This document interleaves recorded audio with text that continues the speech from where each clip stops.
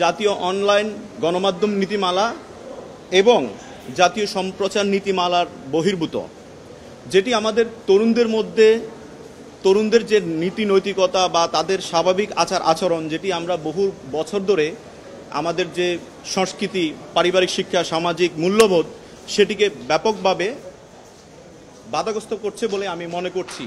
এজন্য আমি একজন সুপ্রিম কোর্টের আইনজীবী হিসেবে আমি মনে করছি এগুলো আসলে বন্ধ হওয়া উচিত।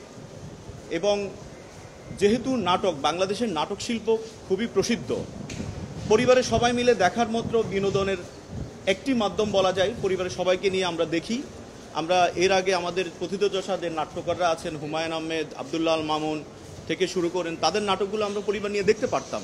কিন্তু আমাদের এই নাটকগুলো আমরা দেখতে পারি না, কারণ অশালীন ডায়লগ নিয়ে আঞ্চলিক যে ভাষাগুলো, সেটি কিন্তু আমাদের ভাষার অলংকার, কিন্তু আঞ্চলিকতার মধ্যেও কিছু গালি আছে, সেগুলোকে তুলে আনার তো কোনো মানে হয় না।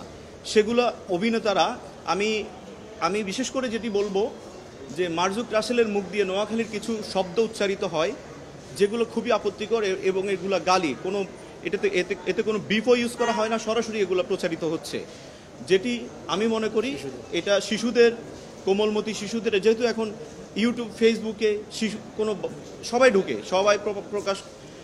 সবাই সেখানে প্রবেশ করে এবং কন্টেন্টগুলো দেখে।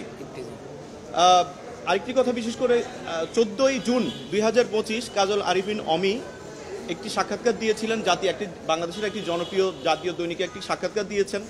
সেখানে তিনি বলেছেন, ব্যাচেলর পয়েন্ট আমি আগে বানাতাম বিশ্ববিদ্যালয়ের ছাত্রছাত্রীদের জন্য, কিন্তু বর্তমানে ব্যাচেলর পয়েন্ট আমি বানাই সবার জন্য, বাচ্চা থেকে মুরব্বী সবাই ব্যাচেলর পয়েন্ট দেখেন। আমি কোট আনকোট আমি ওনার সাক্ষাৎকারে এই কথাটা বলছি।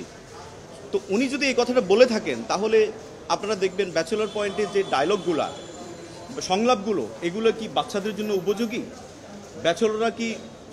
ব্যাচেলর তো আমরাও ছিলাম, আমরাও মেসেজ ছিলাম, আমরা কি এই শব্দগুলো ইউজ করতাম?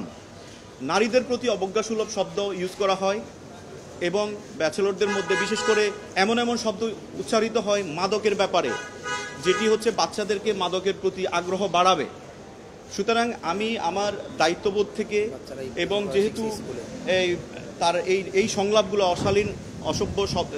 অশালীন শব্দগুলোর কারণে এই জাতীয় অনলাইন গণমাধ্যম নীতিমালা 2017 এবং জাতীয় অনলাইন গণমাধ্যম নীতিমালা 2014 3, 4 ও 6 নং অনুচ্ছেদ সরাসরি এখানে চলে আসে, এটাকে লঙ্ঘন করা হচ্ছে। অর্থাৎ বিনোদন হতে হবে সুস্থ ধারার, আমাদের যে সামাজিক মূল্যবোধ সেগুলোকে। আমি এই আইনি নোটিশের মাধ্যমে আমি ওনাদেরকে যেটা বলতে চাচ্ছি সেটি হচ্ছে, কাজল আরিফিন অমি এবং আমি আরও অভিনেতা মারজুক রাসেল, সাইদুর রহমান পাবেল, জিয়াউল হক পলাশ, শিমুল শর্মা, আমি ওনাদেরও লিগ্যাল নোটিশ দিয়েছি।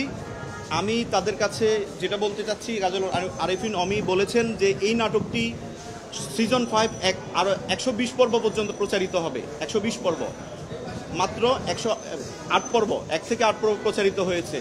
আমি এই আইনি নোটিশের মাধ্যমে আমি ওনাকে সময় দিয়েছি,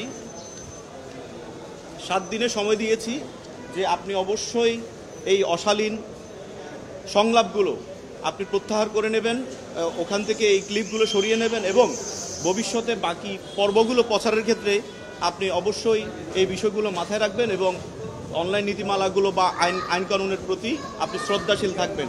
না হলে আমি আপনাদের বিরুদ্ধে আমি পরবর্তী আইনগত পদক্ষেপ নিতে বাধ্য হব।